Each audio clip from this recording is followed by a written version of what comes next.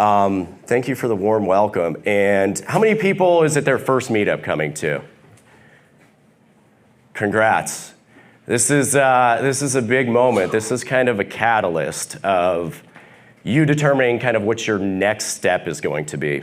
So I do have a slideshow, but at first I'll just give you a little brief update, or I will tell you about my story.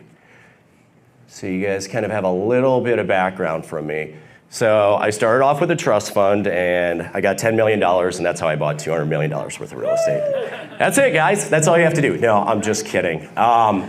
So I've kind of lived all over. I moved from New Mexico out to Nebraska in 2007. I'd finished my bachelor's degree living in New Mexico and had no clue what I was doing. I had a good friend who was living out here and packed up my truck and left. This is where the journey started. I began working as a Starbucks barista and moving my way up at Hy-Vee to cutting meat to managing a grocery store. From there, I realized that retail, although it teaches you a lot of great things, was probably not something I wanted to do for the rest of my life. So what did I do? I did what you're taught to do in school, is go to more school. Okay, so I went and got my MBA. All right. Then I went and landed the dream gig, an $84,000 a year, 9-to-5 job, being a marketing analyst, which I kept getting promoted at. Dream job, Monday through Friday, 9 to 5, holidays off, weekends off, no stress. I had to think very minimally. It was great. Until one day, and I think many of you here have read the book, Rich Dad, Poor Dad. It was January 1st, 2017. If you haven't read the book, you just read it. I'll buy it for you, whatever it is. January 1st, 2017, I'm on vacation with my wife, and I'm scrolling through Facebook, and I see a former classmate of mine who has his name on a tower in Miami for his law firm, and I'm like, maybe I should read what he's saying. And he gave his top 10 books, and at the top it was Rich Dad, Poor Dad. So I'm like, you know what, I'm gonna read it January 1st, let's start a new year. The book sounds corny, but I'll read it anyways. Well, within about an hour of reading it, I stood up and I don't know what I was doing. I was walking in circles, and my wife was like, what's wrong with you? I was like, I had no idea that there's such thing as passive income. Like, I'm literally, it's like I saw into the matrix right then. So I finished that book. I get back to work January 4th. So this was kind of like my first midlife crisis, I would say, or maybe at the age of 32. January 4th, which was my birthday. Get back to work, and sitting there, and I look across my desk, and I see my coworker, who is about 30 years my senior, has this little timer on his desk, and it says 1,050 days, about 1,000 days or so. He was counting down every day and every hour until he retired. And it hit me, and everybody thought it was the coolest thing. You're only 3 years away from retirement, man. What are you gonna do? This is great. You just have to forget everything for the next 3 years. That's awesome, and then you can start living the life that you want.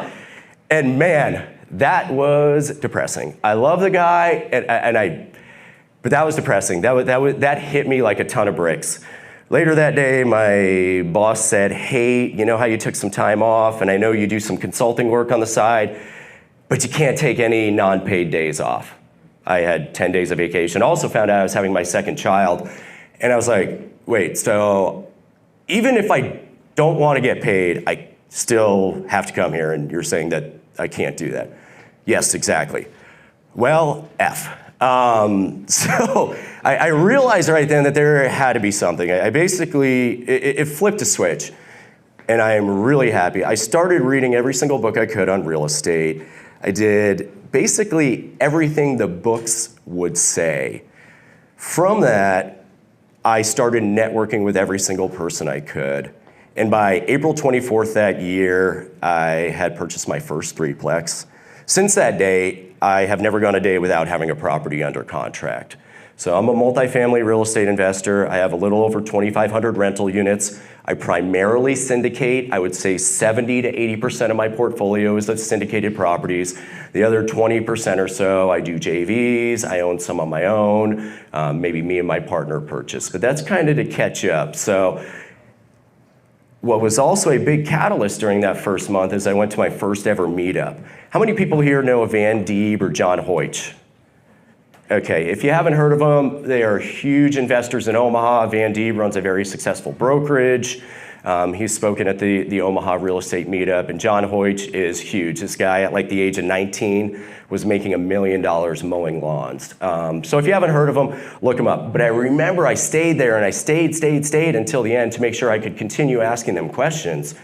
And to bring it full circle, as I said, I was able to have Van recently speak at a meetup, and now he's gonna be on my podcast. So just know that it just takes that one event and the consistency and discipline of continually coming and continually doing it, and you're gonna see the results. So I just wanted to give you a little bit of background. I'm gonna start jumping into some slides. Guys, I love dialogue back and forth too, otherwise I'll just go off on some tangents. As Lance said, these are the companies: LeavenWealth, Liquid Lending Solutions. So yes, we are a hard money lender. And Bricktown Management. The reason it's called yes, sir? Tell all the new people here what hard money lending is. Okay, so hard money lending is basically your source, and I use hard money still, your source of capital that can come very, very quickly when you can't get bank approval in time, or you just can't get bank approval at all. We look at the deals, so typically we're looking that you're purchasing at 70% of ARV. That means you have enough delta, so say it's a $100,000 property, that's what you're gonna sell it for. You buy it for $60,000, you put $10,000 in it or so, $15,000. We'll lend you 100% of the purchase price. You'll come up with a construction. When you start lending from us, we'll lend the entire construction. It's at a higher interest rate than a normal bank. Banks are around 6% now. We're 18%. We will fund 100% of it. You don't want to hold on to 18% for too long. That's why we have a 6-month max. So this is when I break it down, everybody, and say, why use hard money? That's a crazy amount. Well, first, it's opportunity cost. You don't do the deal, you don't get any money because you don't go through any bank. Another thing is sometimes you can speed up the seasoning period. So if you were to go through a traditional bank and you're going to want to refinance with them, they might want to see 6 to 12 months of actual progress of that building. If you go and buy in hard money in cash, you do the process, you do the rehab, you can typically bring it to a bank a month or two later, and they'll give you a new appraisal. They'll give you an appraisal for the property because we don't do appraisals. And then you can do a cash out refinance and own the property. Also, when you're working with us, there's not fees. So when you go through a bank, they might charge you a point on origination. You're gonna pay for an appraisal. So if you're only holding our loan for 2 months or so, the actual debt and the amount of fees that you pay is very, very similar. So just something to think of. It allows for speed. We've closed deals within 24 hours. We prefer to have a little bit more notice than that. It becomes a little bit stressful. We did just lend $2 million to an 8-plex in Florida, and we had 72 hours notice. So there you go, and it was during a hurricane. I don't know if that was good or bad. But just a little background on it. So Liquid Lending Solutions, if you have any questions, always happy to help there. So, let me go to change the view, guys. Forgot you gave me a clicker. All right, about me. You got to put happily first in front of marriage. No. I am married to a beautiful wife, Emily. She puts up with my shit. She is great. She is the one who has supported me through real estate. I remember when I was on the fence about quitting my job, which I quit in 2018. It was February, and I wanted to go to a Joe Fairless conference. And once again, my boss said I could not take the date off because there was an important meeting. And she was like, you know what? I think you know what you're doing. I think. I know we just had another child, but I think I'm sick of you bitching about your job all the time. Just go and quit it. I was like, All right, so I mustered it up. So I thank her for that because who knows, I probably could have just been sitting in my cubicle bitching for another 4 years. So thank you, Emily. 3 children. My oldest is Thomas. My middle, who is basically my twin, Lyndon, my daughter, and then Patrick, who's a little tank. He's going to be a football player for Halloween, and so is my oldest. So they've been practicing tackle in the living room. Currently, we just closed on 2 properties up in Rapid City, one of them being about 14 million, the other one about 8 or 9. So I have $225 million of assets under management, about 1,000 of those units, so own about 2,500 units, about 1,000 of those units, I have direct control in the management, which means my employees and myself, we directly manage all day-to-day operations. The other 1,500, we use third-party property managers, but we asset manage them. It's a full-time job in it of itself. That means they're hiring the staff, et cetera. We're having weekly meetings or sometimes more with them and helping to control the asset. 5 years of real estate, successful full-cycle projects, so it's actually closer to 55 now. But over 55 times, we have taken a project and completed our business plan. That means we have cashed out, refied 100% of the property. Basically the Burr method. We've done that on anything from a duplex to, 87 unit and maybe some larger ones. So that means that if we've invested $1 million, we've gotten that $1 million pulled back out, tax-free, because that's what a cash out refinance is, and still held on to the property and cash flowed off of it. Creator of the Omaha Real Estate Meetup, and I've been on some podcasts. Am I going backwards? Okay, there we go. Okay, creating a great partnership. My partner could not be here tonight, unfortunately. This is a great story, but these are some of the key things, because creating a partnership can be very difficult. It's one of the biggest things you will do when you get into this. So similar to dating and getting married, you have to align in goals more than business. You have to be aligned in your overall goals. You have to be aligned in trust, and morals and ethics, and work ethic is a huge thing. So how I find my partner is there was a 4-plex on Park Ave in Nebraska, and it was one of the first properties I purchased by myself. I'm there, I'm meeting with a contractor. All of a sudden, this guy in a suit shows up and says, "Hey, you're Collin Schwartz." I'm like, "Who the hell is this guy?" He just barges on in. And I'm like, "Okay." And he's like, "I'm Chris Pomerlew." I'm like, "Does that mean anything? You're nobody, buddy. Get out of here." No, I'm just kidding. But apparently, he was bidding on the same property. He actually bid $5,000 more than I did. But he was a divorce attorney, and he was representing the other party. So we're pretty sure that she saw it and decided not to take that offer. So since then, we started slowly partnering, and what we would find is we kept showing up at the same deals over and over again. I'm like, God dang it, there's that Chris guy there. I need to get my offer in over and over and over again. And then one time we started becoming friends, had coffee, and I call him one day. I'm like, "Hey, I'm gonna go look at 10 units tomorrow." And he just rattled off the address right away. So sure enough, we met there again. And it wasn't gonna work with the partnership or the PM group he was gonna go with. I was like, I'll make this work. So we ended up partnering on the deal together. And since then, we basically split everything 50-50. So if you guys are curious, at the beginning, we were nickel and diming everything. If he found the deal and I found the money, or vice versa, we had this weird, complicated math problem. Now, he makes $1, I make $1, and that's throughout all of our businesses. So we found that to be the easiest. Yeah, he's a workaholic, so am I. We're trying to get a little bit better, but we honestly have a lot of fun with this. Once again, the companies.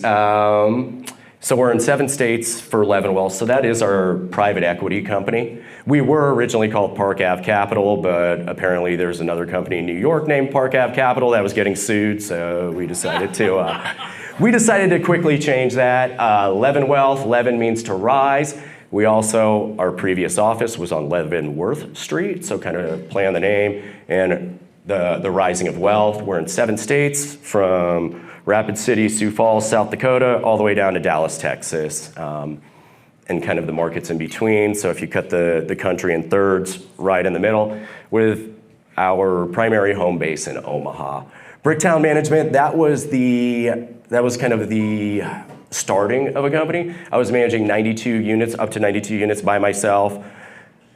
That means I was taking the phone calls for leasing. I remember I would go to properties with my backpack on, full of printer paper, and bring a mobile printer.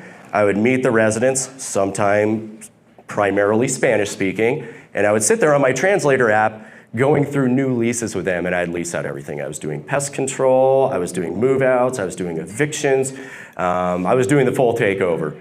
And then I realized that Collin Schwartz, the landlord, which was my business name at the time, because there was no business, needed an actual name. And I owned a lot of properties with brick, and my wife came up with a name. So once again, she gets the credit. So that's how we started Bricktown Management and then started hiring people. Currently we have, depending, because we have some seasonal help, but a little over 20 employees. Holistically, throughout all of our companies, if you included title,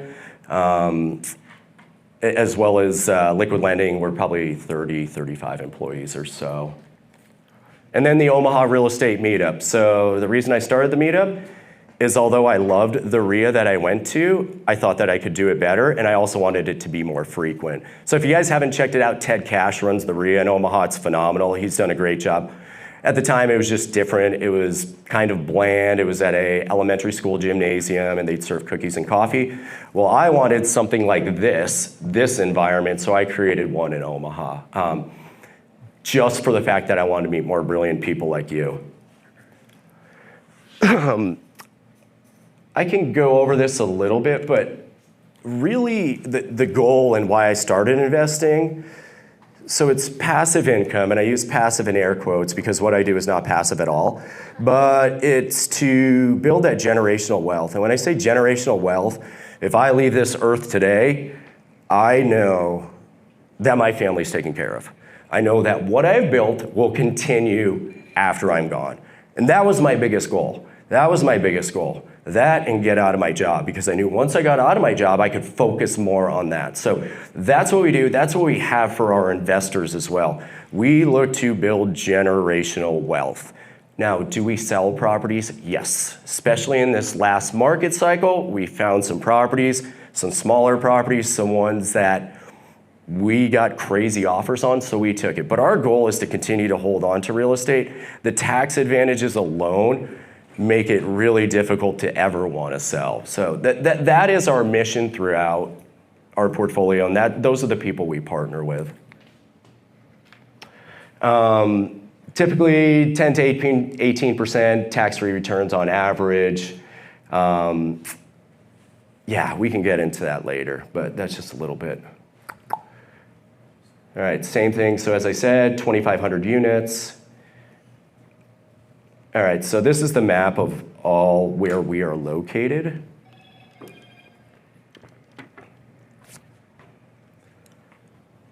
So we're also in Council Bluffs, Des Moines, Manhattan, Kansas, Wichita, Tulsa, and Brandon, South Dakota. Some of our properties. So our largest one being 235 units. As I said, I still own duplexes. I buy duplexes. I may buy a fourplex or a fiveplex, especially if it's in Omaha. So I want people here that, especially that are newer, not to get too caught up in everything.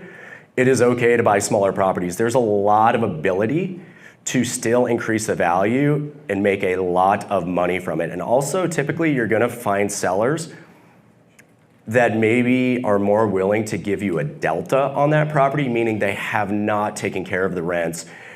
My second property I ever bought was a duplex. I got it from a letter campaign, $98,500. That thing comped at the time for $175,000.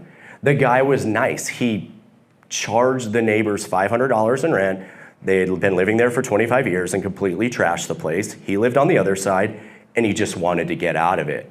Ended up selling that thing for $240,000, and he gave me a really cool sword. What I'm saying is that don't get discouraged when you start seeing 235 units. How am I ever going to get that? It doesn't matter. I don't own 100% of that. I own maybe 15% of equity of the total portfolio. So I don't own 2,500 units myself.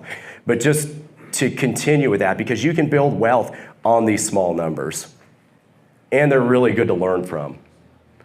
So just kind of a career timeline. 2007, as I said, I worked at Hy-Vee, then I got my dream job, so I got an MBA, and then created Bricktown 2018, started hiring in 2019. I know I had some assistants in 2018, and now as of 2020 is when I got 5 full-time people, and now this is kind of the growth timeline. So really, it's crazy because if you were to actually look at May 2020, it would almost look the exact same of kind of like that exponential curve. And I can tell you guys, the consistency of doing this and finding really good partnerships and people, regardless, you're going to see that type of exponential curve. That is just what continues to happen. I'm not making any similarities to Warren Buffett, but when you look at his timeline of wealth, it's just this. Everything's stuck at the bottom until literally the last 20 years or so. Now, his bottom may have been 500 million, but you have to use that and just know that this is a get rich slow type of game. It's gonna take a while. First 3 years into it, I think is when I started actually seeing real profits and not having to reinvest everything. So, but I wasn't flipping. I flipped a couple houses. I was looking at that long-term wealth building game. Deals. So these are 5 principles which I think are absolutely critical for any investor if you're going to be successful. You guys can learn everything, you can know all the tricks, but you gotta start with the core. Sorry, Megan. Okay, so discipline. So I just read this in a book, and I'm forgetting the name of it now. It was with Collin O'Brady. He hiked the Antarctic Circle, unassisted, 58 days, carrying a 350-pound pack. Anyways, he has this quote, and he's climbed all the highest mountains, etc. Makes us all feel like a big weenie. But in that, he has this quote, so discipline is the first one. The music is not in the notes, but in the silence in between. Impossible first. What's that? The impossible first. Thank you. And it really just struck a chord with me. All the time we're on TikTok, Instagram, Facebook. Look at Grant Cardone. He's over $6 billion, closed this many deals, blah, blah, blah, blah, blah. I'm gonna tell you, none of that matters. None of it. The deal I closed should not matter anything to you. What should matter is getting up at 4:30, getting to the gym, getting hydrated, reading, listening to audibles on the way there, not settling for anything less. Reading every night, educating yourself. Do the stuff that if you were to write down, people are gonna fall asleep to because they think it's so boring. The kale salad that you had. Those types of pieces of discipline, they add up. And I've lived both sides of it. I mean, Lance said, where did you go? I lost 40 pounds because I lost that discipline. I was so focused on something else that I lost those foundational disciplines. So just know that to be really successful in this business, you have to be disciplined. Whatever you're doing, whatever niche, and you can't care about the noise. You can't wait for the beat to drop. That's not the goal. It is the silence in between. So I just thought that was kind of fitting. Embracing defeat. So this is something else. You need thick skin. And today I was looking up the most losingest football player, and it was Jason Hansen, which I don't know. He's a kicker for the Lions, but he lost 208 games. How many games did he play? 500 games? Cy Young, the all-time losingest baseball player ever. Yes, yeah, and one of the greatest ever. They talk about Kobe Bryant missing, the most shots ever in the NBA. It is important to get out there and lose. Now you want to win more and you got to learn from those defeats, but you have to be willing to get your butt kicked. So another favorite quote, this is actually my favorite quote. The cowards never started, the weak died along the way, and that leaves us, ladies and gentlemen, us. That's from Phil Knight's book. I believe that's why all of us are in this room. The cowards never started. They're giving excuses. They're saying, that's for somebody else. That's a scheme. Grant Cardone, he's full of shit. Whatever it is, whatever the excuse is going through their head. So they don't even start. The weak ones are the ones that can't embrace the defeat. Once they get kicked once, they're not going to stand up again. And then that leaves us. So I always find it very fitting when I get kicked, because it does happen. You got to have ambition. The people who are crazy enough to think they can change the world are the ones that do, Steve Jobs. you gotta be a little bit out of the box. When I first started doing this, and I'm telling my corporate people, like when I'm about to quit my job, everybody's like, you're gonna leave this gravy train? You have it so good, you keep getting promoted, you have a great job, you're gonna be director level, you're already running these teams. You sure you wanna leave this? This is pretty amazing. Oh, real estate's risky. Like, you remember what happened? I have an uncle's brother, he lost everything. That's your cousin, buddy. But the stories just continue to go like that. And you gotta put the blinders on, which means you have to have big ambition. Long view, and I've said this before, real estate is a get rich slow business. The power of the 1% rule, and this goes back to the discipline. If you improve 1% every day, that's 37x over a year's time frame. Do the math. I have not, so I'm hoping that's correct. But 37 times better, just 1% better every day. Work out a little bit harder, do more research, do any of those things to be slightly better. When I first started, I was journaling, and I've now picked it back up again. I made it a goal every day to make one impactful change, to do something that was gonna move the needle that day. Now, if it was my first time ever going on Zillow and analyzing a property, boom, that was my check mark for the day. The next day though, that doesn't count. I already did it. It's like driving around or tying your shoes. So I had to keep upping the ante. It was meet with a new lender. Okay, now go find an off-market deal, do all these things. So keep upping the ante because that's gonna continue to allow you to progress. Speed, you gotta be fast. You cannot get analysis paralysis. You can't, done is better than perfect. I stole that from Owen Dashner. I'll give him a shout out. I should have put his quote there, he'd love it. Speed is key. I remember I got a call at 9 o'clock at night from Angie Thiel. She's on our liquid lending team. And this was like 3 years ago. And she sends me a house and she says, I've got it, it's going on the market, but if you put an offer in now, I can get it for you. I didn't see it. I saw a couple photos, but you know what? I knew what some of the comps were. I knew what my construction costs would be for a flip that size. And I said, screw it, full price offer, let's go and get it. Next morning I got it and I did well on it. But you have to be fast. If I would have waited another 24 hours, if I would not have answered that phone call, I would have gave up $20,000 on that flip. This happens all the time. These opportunities are there. You just gotta be quick with it. And you don't need to know everything. I can't remember who said it. I think it's Kevin O'Leary, but 65% to 70% of the information, once you have that, it's time to make a decision. At 100%, you've missed it. You're now just inventing in the stock market, basically, because all the information's given to you, thus your returns are gonna be lower. So just something to think about. I gotta stop setting this down. It should be attached to me.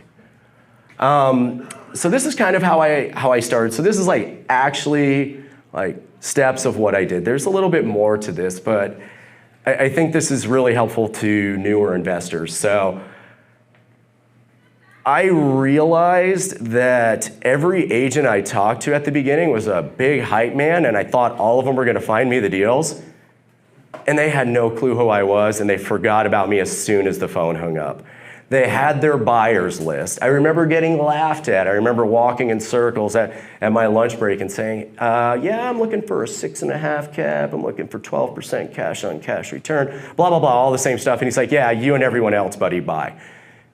Now he's provided me deals, but just knowing that you're not gonna get the same ability at first, and you're gonna have to pave your own way, unless you're really, really patient, which I am not.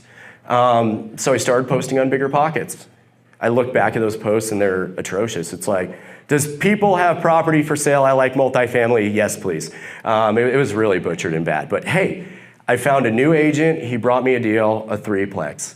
Listsource.com, how many people here do direct mailers? Okay, so this is the first one I found, it was called listsource.com. Went on there, was able to pull a list of multifamily investors that were absentee owners. That means they didn't live there. That means that they owned a primary home and now a rental home. My thought was, so I was looking for 2 to 4 units and sometimes like a 7-unit popped in there. But I was looking for landlords that had been probably doing it for a while, maybe hadn't pushed the rents and maybe were a little bit exhausted. So I wanted to know that they owned the property for more than 3 years. Likely they'd built up some equity in it. Likely the market had increased a little bit. Whereas if they had just purchased it, they probably didn't want to sell. From there, I hand wrote 191 letters in a weekend. And the reason I hand wrote it, so there's plenty of sources out there that you can have that'll create the mailers. One, I didn't want to tell my wife that I was spending money. Once again, if I ever saw 5 figures in my checking account, I knew tax season was coming up and I was about to have to pay my federal income taxes. So we did not have much money at all, especially with the second kid and then eventually the third child on the way. So I was like, you know what, screw it. I'm so smart, I'm gonna write them all myself. My hand hurt after, but sat there, watched football all weekend. Daughter was really young, just kind of sat in the bouncy, and I hand wrote all those letters. And I'll show you the letter, and I think in the next slide. So not only to save money did I handwrite the letters, but I also knew that I never open junk mail, but I will 100% of the time open a piece of mail that has a real stamp, somebody's handwritten my address on it, and has my actual return address. That's right, I gave them my home address. Here's the deal, when you are sending these letters to people, they may think that you're invading their privacy.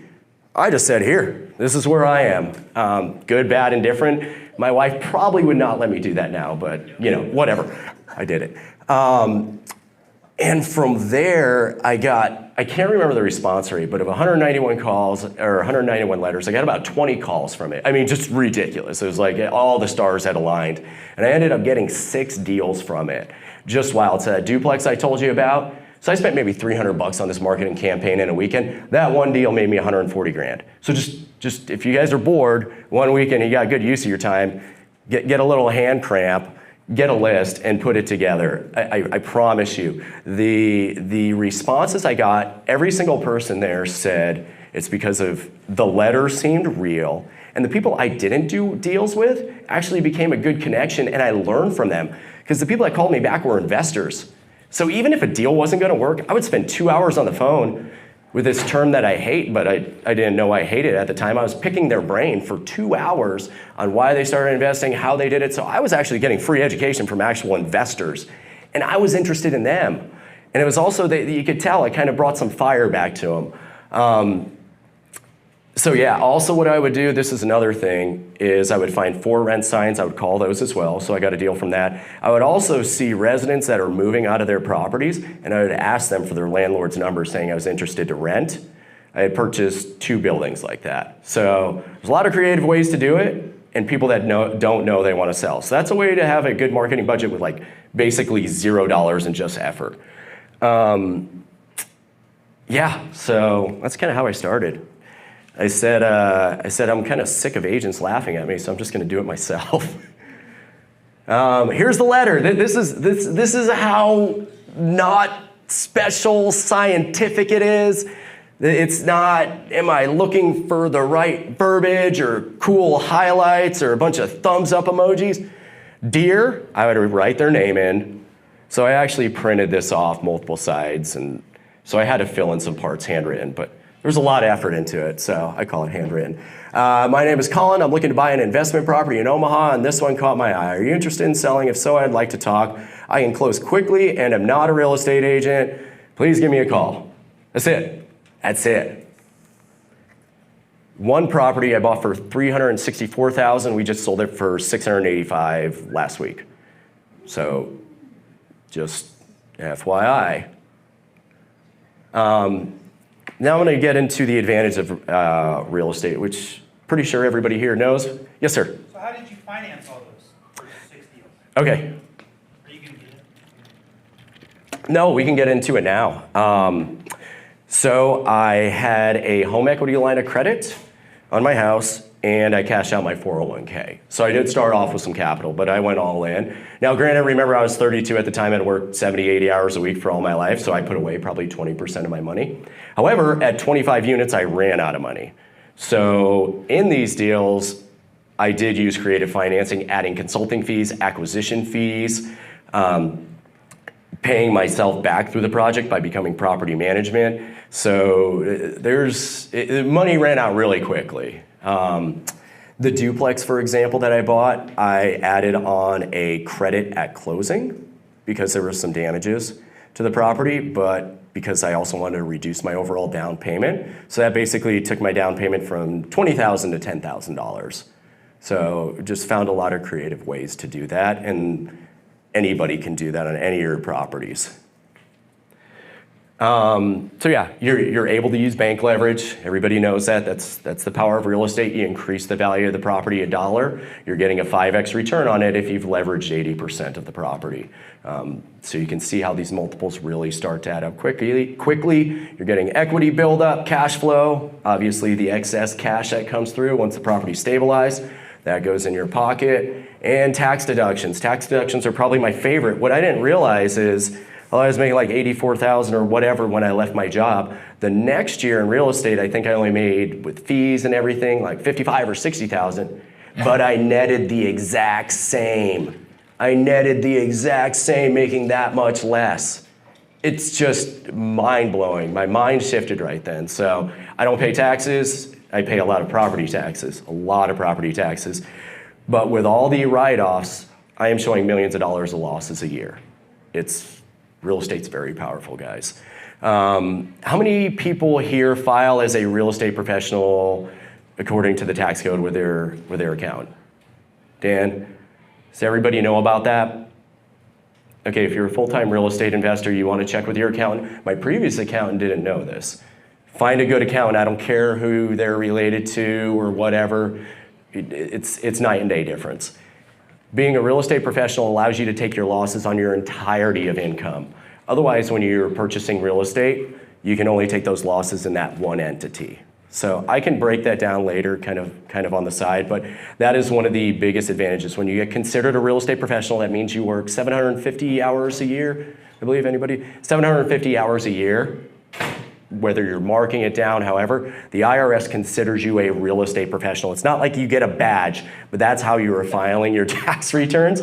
And that means if you show a $200,000 loss of a property and you, as an individual, net $200,000, you're gonna pay zero income tax off of that. Now, if you're not a real estate professional, that $200,000 just sticks with the property until it sells. So say you make a $200,000 profit on that property 7 years from now, that $200,000 write-off will go away and you won't pay taxes on that. So it's still a great deal, but being a real estate professional allows you to compound that even quicker. And this is the last year for the full bonus depreciation. So it's 100%. Next year it goes down to 80, 60, 40, 20, and then new legislation and we'll be at 200%, who knows. BRRRR strategy. Everybody in here familiar with the BRRRR strategy? Okay, cool. I'll go over it then. Excuse me.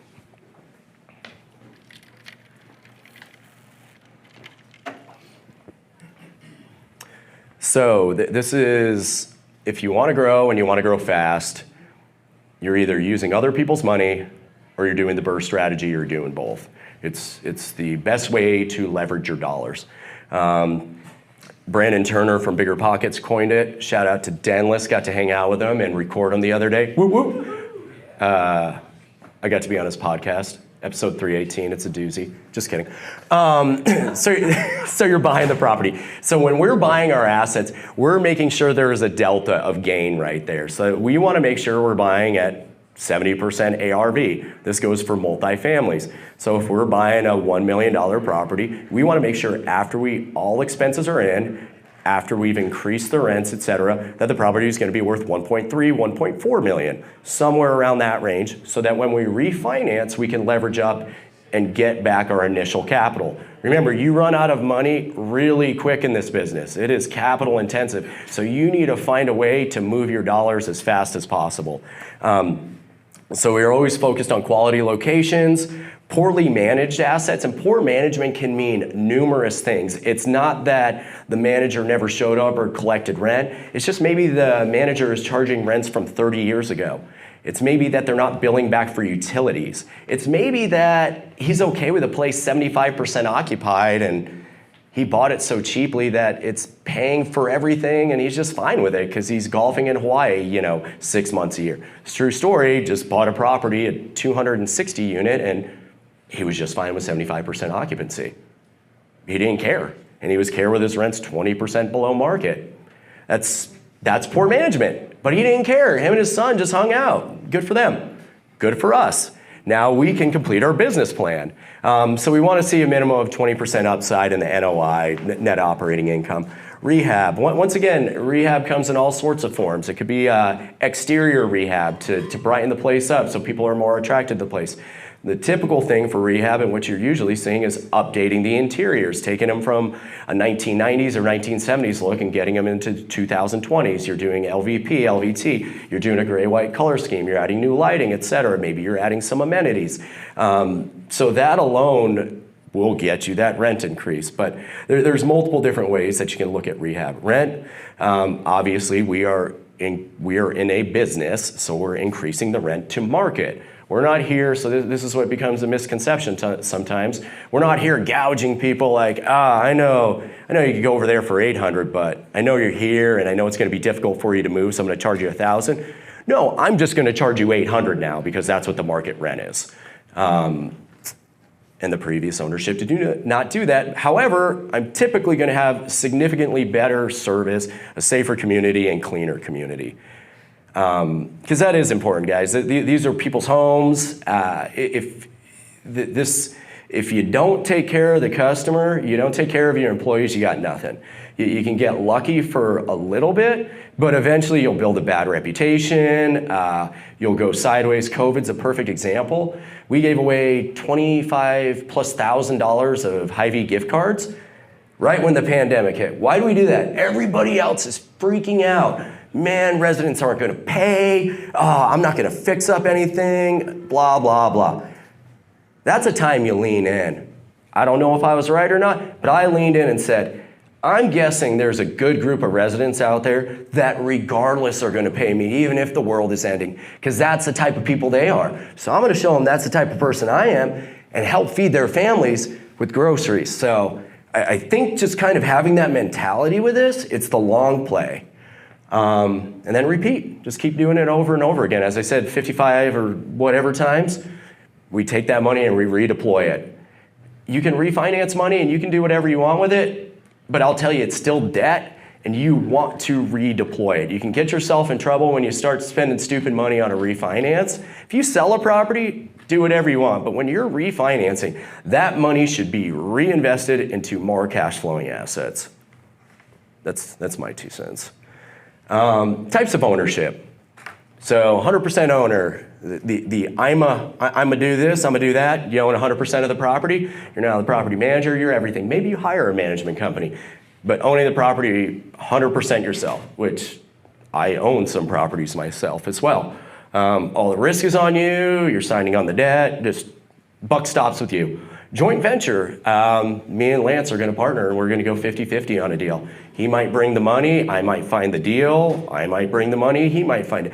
I might do the management, he might find the banking relationships. That's how a JV works. Once again, back to my previous slide about partnerships, you wanna make sure you're very clear from the beginning. Never in the history of the world will somebody do as much as you or as little as you. It's never gonna be 50% on effort for a deal. That's impossible. So you have to get that out of your head. If you guys are gonna split up the property management duties, it's not gonna happen. 0% chance unless that person is tied to your hip. So just know that. So when I started, I said, I'm crazy, I'm gonna do property management. 1, because everybody's scared of it, so I knew there was opportunity there. 2, I knew other investors wanted to find a good property manager and somebody that was invested in it, so I was like, I'm gonna attract more people that wanna partner with me. So I did that. But I charged for it. I was very clear about it.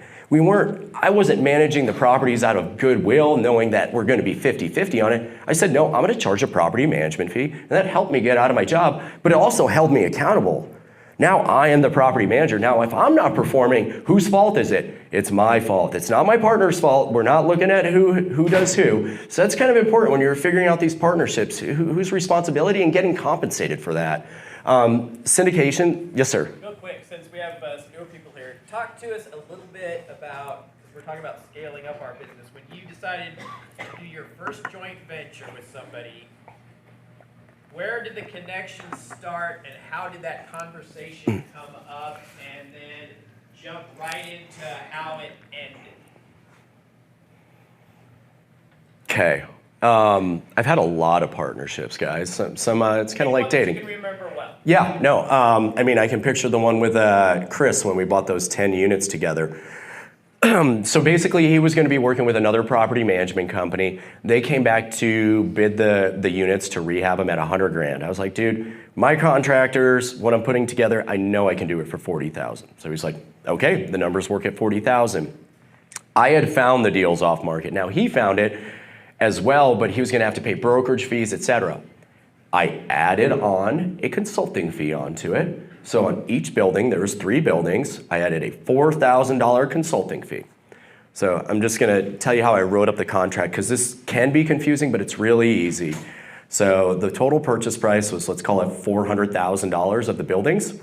I said the total purchase price now is $412,000. So really simply, down in the addendum portion or the notes portion, so I put the price now as $412,000. In the notes section, I put total acquisition cost $412,000, building cost or total purchase price or property price, whatever it was, $412,000. Then I put price of property $400,000, consulting fee $12,000. So the bank could see that it was written out. But if you don't have that top line number in there, the bank's just going to see $400,000 and they don't care about your $12,000. They're going to say, well, it just shows you're supposed to get paid for that, so bring the money to the table. Now, what that did was allow me to get $12,000 back at closing. Well, didn't it raise the debt and didn't I have to bring more money? Yes, but it was leverage capital. So overall, that $12,000, if I'm a 50% partner, say we had to bring 40 grand, or 80 grand total, so my portion was going to be 40 grand. I now only had to bring 28 grand or 40 grand and I got my 12 grand back right away. That's a significant difference when you start going to scale. That allows you for another deal. That's another $100,000 property, and if you continue to do that, those really start adding up. Once again, you have to make sure the numbers work at that new cost. But so I did that, and I said I was going to take on the property management with him. And we were just 50-50 on all the returns after that. I charged at the time, 10% property management fee, which everybody's like, oh, it's so high. It doesn't include payroll, there's no additional fees, et cetera. I've since brought it down with partnerships, but I was also over there every day, spraying for bugs, doing all that fun stuff. So that's what I took on. That was the type of job I took on, and he was allowed to get in the deal, and also I was able to get the acquisition fee, which really helped me. So it was a win-win for everybody. From that deal, he helped run the banking relationship. So he was on top of us getting refinanced, on helping me find other contractor connections, and just unique opportunities. He was handling the insurance, helping to get utilities, just any type of creative things he could do. But while I am over there managing it, and this was especially at the beginning as this relationship morphed, I was head down into operations. He's still out there finding deals that maybe I didn't have time for or couldn't put as much effort into. As I said, when we became a partnership, we had to go for our skill set because we kept competing with each other. And if I'm calling the same broker as he is, we just keep crossing paths and basically we're wasting our day.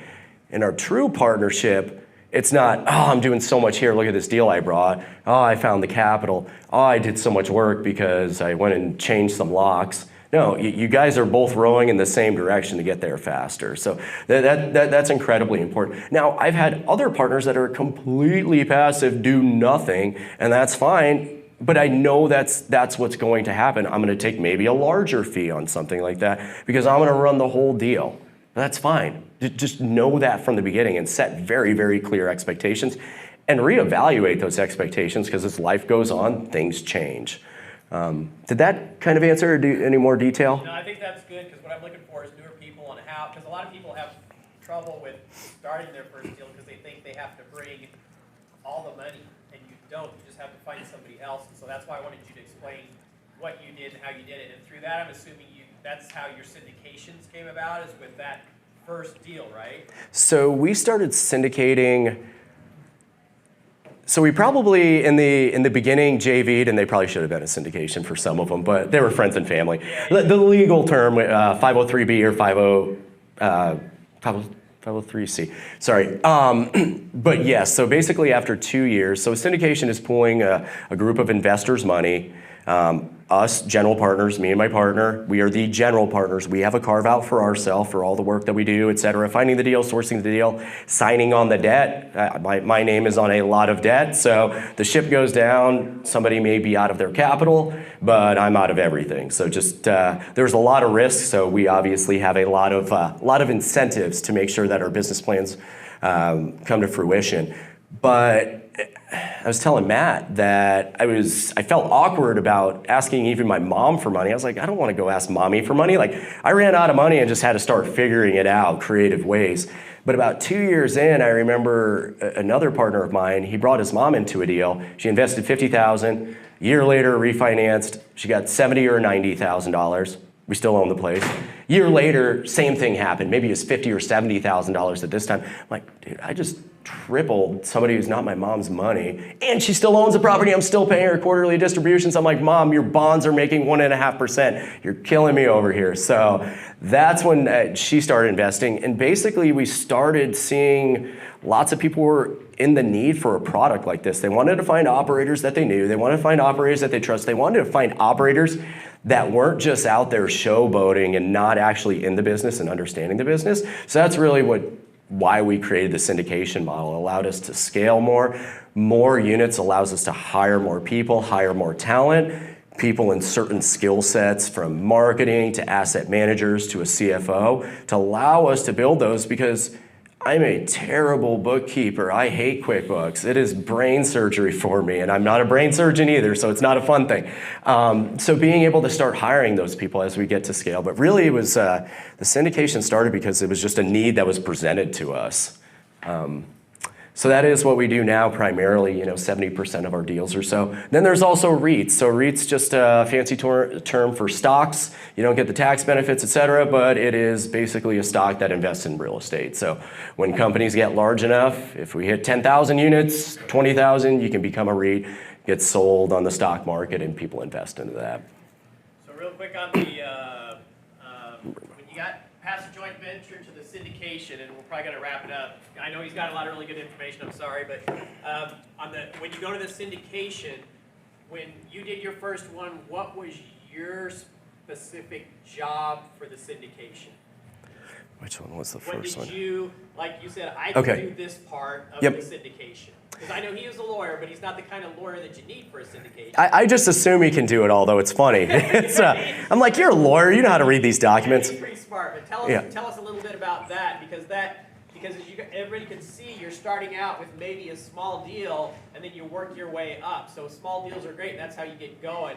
But then there's also other options. So yeah. So syndication's really scary. I would not be syndicating if it weren't for my partner, because the word itself is scary. Filing with the SEC, 75-page documents is scary. Spending $15,000 to $16,000 a lawyer a pop, it's scary. Having 70 investors and all these different K-1s going on, that's scary. He knows that stuff. He's from the legal world, and although he was a family law attorney, he had the type of skill set that could handle that. My skill set is I can go into a property and manage it and be super effective with that and create this level of customer service and manage a team to actually execute on that process. I know the due diligence process. So as we're going through, we're touring the property. He's maybe better at seeing some of the upside potential per square foot, this. I'm maybe better at diving into the numbers and putting realistic timelines together of when things are going to be finished and how realistic it is we're going to hit our goals. So that's, honestly, kind of boots on the ground versus kind of back end. We both raise capital, or we both assist in that. I hate calling it raising capital because we're just meeting with people that want to that want to put money over there, but he kind of handles those things. He's reading through all the entity docs, and I read through all those as well, but he just has the eye for that, which I don't, and I have the people side of it where I can help execute on those things. Because, as I said, if it weren't for him, I wouldn't be doing those. It just absolutely over my head to begin with. So don't have that fear, because there's a lot of skills that you can bring in here, but you might need the other person to help you with. There's a few guys that can do it all by themselves, but it's rare. Awesome. You said you're wrapping up? We're getting pretty close. Okay, you're fine. Do you have anything else that you want to do real quick before we have? I've got all kinds of stuff. Well, if there's anything that anybody wants to talk about, our network group, I got all this stuff. We guys want to go through. Oh, look at, there's Sam. Sam, our acquisition specialist. Where is he? Yeah, Sam found us over 400 units last year. Thanks, Sam. Big shout out. And he was in the major leagues for baseball. Signed my cast. This is our breakdown. I need to update this, but this is our org chart. So things get crazy pretty quickly, guys. 5 years from now, you guys can have 2,500 units. It seems like a daunting task, but it's all possible. And if you don't want 25, so just real quick, when I started, I wanted 16 units. 16 units. I even wrote it down. I wanted 16 units because that would give me about $6,000 a month. The properties I was looking at of cash flow, maybe it was 25 units. And I was like, boom, that's retirement. I'm done. I am done. And then you start getting into this stuff, and you start seeing not only the value that you're bringing for your family, but right now, I bet there's over 200 people that are working in some source of something that I created, painting buildings, working on property, pest control, attorneys, accountants, etc., that I've helped fund their jobs through these efforts. It becomes a lot bigger than that. And then going to communities and actually seeing the change. We bought a property in Des Moines. It was one of the highest crime properties in an okay area. The crime is down. We were talking to the police the other day, 90-some% since we took over. This was another management company that thought they knew what they were doing, but they didn't roll up their sleeves and get it done. We literally changed a community, got rid of drug dealers and got rid of murderers. But it's something that you guys can do, and that there's more purpose to it. So that's what needs to keep you going, because I'll tell you what, if it's just the money, you're gonna get bored really quickly. Now it's great, you can make a lot of money, but that's not the point. The point is to continue with the process and build yourself as a person and build these communities. So I think I have my contact info if you guys just want to grab that. 5 years, we're hoping to have, so if you don't have your goals written down somewhere, they're not goals. They're just in your head. So get some goals. Want to be at 10,000 units. That's a property we did. There's Dan's video. We are starting a coaching program. I never thought I would be one of those gurus. However, I see all the people I've helped. I know there was an individual, I sat down with him, helped him negotiate a deal. He made $600,000 off that deal, and I got lunch out of it. I love lunch, but I'm saying that I think I could give back a little bit more as well. So yeah, that's my contact info, and I appreciate if you guys have questions, follow-ups. I know this is kind of quick. Actually, it was an hour. Yeah, let's take a couple. Okay, cool. If somebody's got something for us. Nate. How do you find, manage, and keep good contractors on your rehabs? You fire a lot of them. No, pay them quickly. Okay. Pay them quickly, especially at the beginning. So here's the deal. We're now big enough that it's like, okay, you guys got to start playing my rules. It's Tuesday at 2 p.m. You finish the job and you want to get paid Tuesday at 3 p.m. You're going to have to wait. At the beginning, though, my contractor needed to get paid, and he'd bail me out. Dude, I was writing that check and I was driving to him. Guess what? That guy's done 400 projects for me. He'll even come to my house in an emergency. You got to pay him quick. It comes down to people. Treat them like people. No, I'm serious. Build a relationship with that person. Ask them, how's their family? I know it sounds crazy, but if you can start building relationships with people, they're going to want to work for you. People want to work with people they like. Where did you find a lot of them in the beginning? I just asked. I mean, literally, so I read the book, what was it? Multifamily Millions and Millionaire Real Estate Investor by Gary Keller, and the other one was David Lindahl. And then a bunch of books by Ken McElroy. And lots of it's networking. So I had a goal every day. I'm networking with 3 new people. So every person I would see, I would say, how can I help you? And I'd give specifics on what I could help them with. And I would also ask, hey, I'm looking for contractors, over and over and over again. And you just start building up that Rolodex. But you have to have that conversation, because they're not just going to show up at your front door. And you're going to get a lot of bad contractors. I mean, there's nothing to say about that. You need to hold them to a high level of expectations. You need to be human with them. When they don't do their job, cut your losses and run. If you overpaid them $1,000 and you don't think you got your $1,000 of work, you can take them to court, or you can move on and go make $1,000 from someplace else. You can't drag your feet on trying to nickel and dime everything. You are going to lose money at spots in this business. It's just going to happen. You just got to learn from it. That kind of answer it? I know it's not. I mean, go on every Facebook forum. All the Facebook forums. Lincoln, Omaha Real Estate Meetup Group on Facebook, I think 40% of people are asking for contractors. and they'll get 30 recommendations. And the bad ones won't get recommended. So you already have this like process of elimination there. It's become a lot easier in the past couple years. I was gonna say, man, if you find somebody you like, ask him who he works with. You know, who's his buddy's electrician, who's his buddy does drywall, whatever else.